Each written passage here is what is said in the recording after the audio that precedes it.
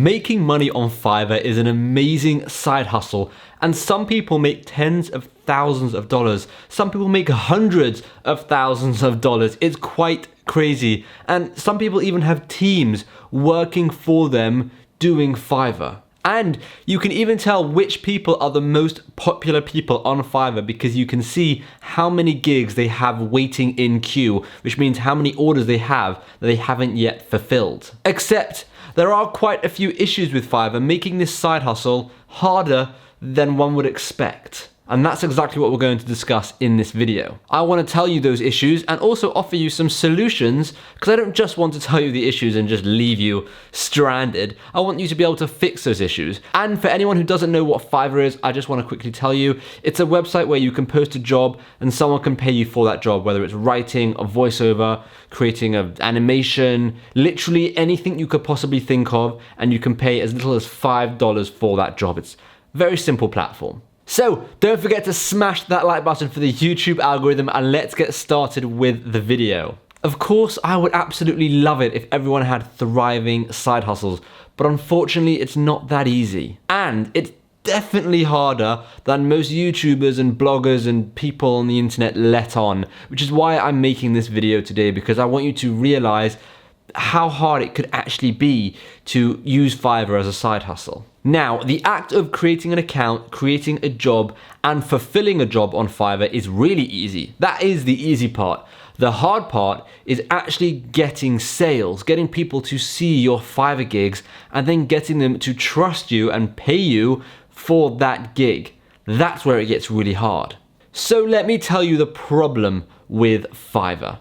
Number one, starting brand new on Fiverr typically means you have to offer very competitive prices if you want to get noticed. So you'll probably be offering quite a lot for as little as $5, and bear in mind Fiverr takes 20% of that $5, right? So this is the issue here. You're offering so much for such little money, which I guess isn't the biggest deal, because at the beginning you have got to really hustle to get to level 1 and then level 2 and then level 3, and we'll talk about levels in a minute, but you have to really hustle to get to those levels so that you can start offering gigs at a higher price. For example, my brother started writing full-blown articles for $5. Now he charges over $100 because he's gotten to that certain level. So the issue with this, and I know I said this wasn't really an issue, but the issue with this idea of charging a very small amount and being a new seller is that buyers will take advantage of you, and you've got to realize when a buyer is taking advantage of you. Because you're offering such low prices, they will try and get you to literally create the world for them for basically no money. And I'm going to give you an example of something that actually happened to me. So I don't know if I've told you this, but I'm in the process of creating a YouTube video titled Starting a Fiverr Business in 30 Days. So part of that video process enabled me to actually create a brand new Fiverr account and see what happens. And that's where this story stems from. So just last week, someone by the name of Rona Joe, whatever, that's not a real name, but that's absolutely fine. They messaged me and they asked me if I could do a particular type of job for them. He wanted me to do a voiceover for his 10-module course. Each module consisting of 24,000 words, so a total of 240,000 words. Now, meanwhile, I have money signs in my eyes and I'm thinking a voiceover of 240,000 words, I'm going straight to the bank. That is insane. And looking at what other people are charging between $18,000 and $110,000 for a job this size. $18,000 to $110,000, and I was able to land this on my first gig. How mad is that? Well, let me tell you what happened. So there's me thinking I've won the lottery on my first Fiverr gig. So I continue the conversation with this guy and I'm like, okay, so this is great. Give me a bit more information about what I'm going to be, talking about and, all of this kind of stuff. And anyway, it finally got to the point where I said, all right, what is your budget? And this is where all of my dreams and all of my supercar fantasies just came crashing down. He says, my budget for all 10 modules being 240,000 words is £150. I looked at the screen and I was like, I can't tell if he was being serious or not, but 240,000 words would take weeks and weeks and weeks, maybe months, for £150. And this is when I realized people will really take advantage of you on Fiverr. Really take advantage, especially if you have no reviews, you're a brand new seller, and they're thinking, I can get this job done really cheap, really easy. Don't fall for those people. Even if it's your first gig, and not only that, but if it's your first gig and you have no reviews and you just want reviews and you're like, I'm gonna do it just so I can get reviews, let me tell you, the people who are asking you to do those jobs are going to be horrible clients. They're going to make a huge deal out of everything, probably ask for so many different changes, and they're probably the type of people to leave you a bad review anyways. If they're able to ask someone with a straight face to do a voiceover of nearly 250,000 words for £150,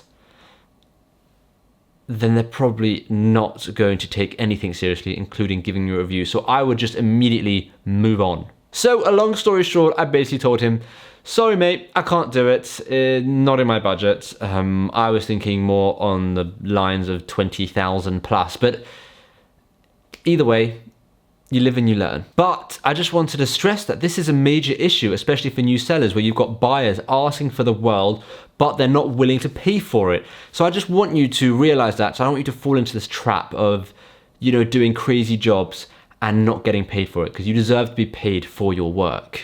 All right, let's talk about number 2.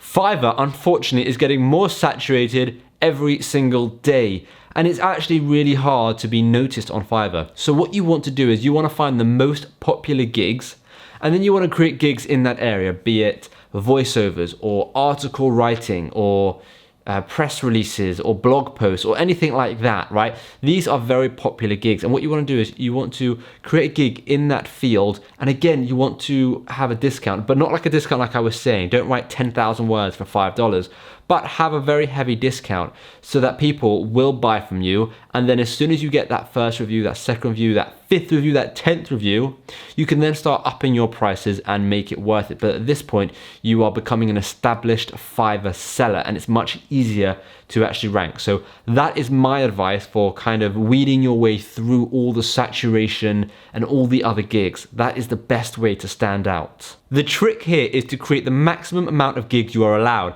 which as a brand new seller, you can create 7 gigs. Now, what you should do is every 2 weeks, go and evaluate those gigs. See which one got impressions, which one got clicks. If you find a gig getting tons of impressions but no clicks, try and change your thumbnail, because an impression means someone has just seen it on the Fiverr website, but they haven't actually clicked it. Right, so maybe it could be your thumbnail or your title, so play around with that.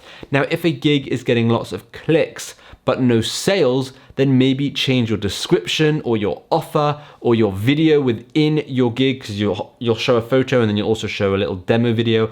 Maybe try changing that. Finally, if you have a Fiverr gig getting no impressions and no clicks, it's not very popular on Fiverr, so it's probably time to just delete that gig and create a new one, because every 2 weeks you want to flush out all the crappy gigs that aren't getting you anything and replace them with new gigs. So those are the 2 things I wanted to discuss. Let me quickly tell you about Fiverr's different tier levels. So they have 4 levels, and you work your way up the level, and the higher you get, the more success you're probably going to see. So let's quickly just go through those 4 tiers. And here are the 4 levels that you have. You start with a seller when you sign up for an account, right? And then you'll move to a level 1 seller, then you'll move to a level 2 seller, and then finally a top rated seller. Now, each level comes with benefits and requirements. So I'm not gonna go through every single thing in this video because that will just be really boring, but I'm gonna leave the link to this in the description so you can kind of have a look. But you can kind of see the requirements, right? They kind of get bigger and bigger. So for example, complete at least 10 orders for level 1.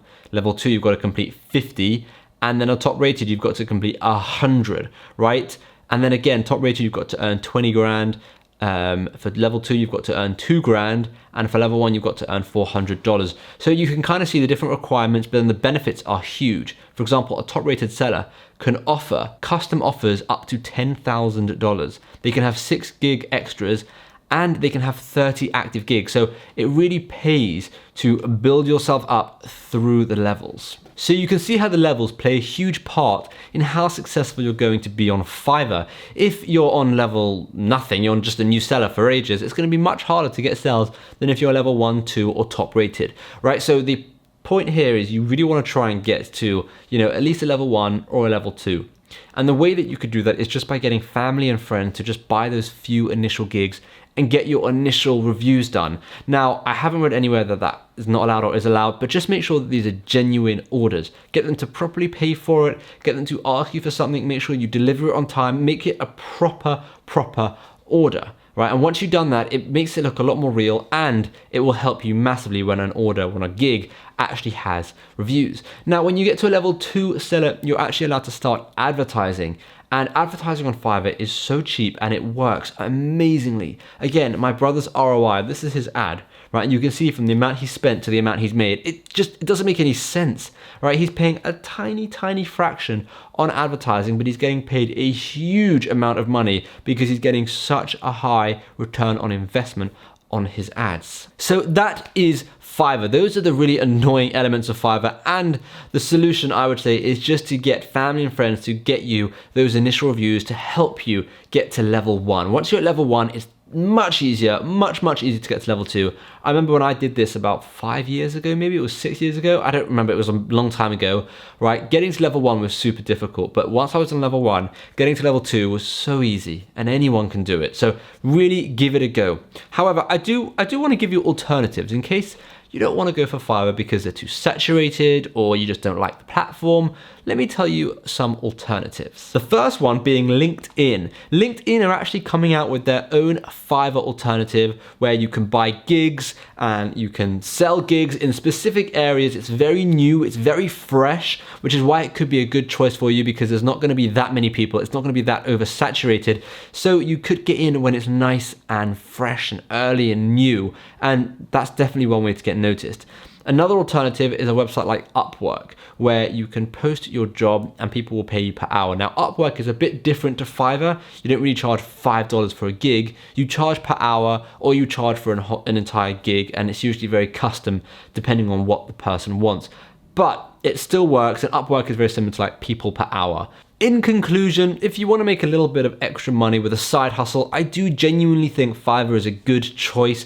I just think it's difficult and you've got to really stick at it. Don't give up because you're not getting any gigs. Like this challenge that I'm doing for the YouTube video, it's been over 20 days and I still haven't gotten anything, right? So don't give up. It is possible. You just got to give it time and constantly change those gigs that aren't working until you find one that is a heavy hitter. And then it can become a really good side hustle. Just make sure not to let people take advantage of you because you're a new seller, all right? Don't let anyone take advantage of you. And finally, let me know in the comments, if you were selling on Fiverr, what gig would you offer? What do you think you can do that you can offer other people? Let me know in the comments. And if you think you can't do anything, then think again, because everyone can do something, whether it's a voiceover, writing, making a review video, literally, you know, there's so many different gigs on Fiverr. There are thousands of different gigs on Fiverr. So there is definitely something you can do. So let me know in the comments down below which one you think you would try.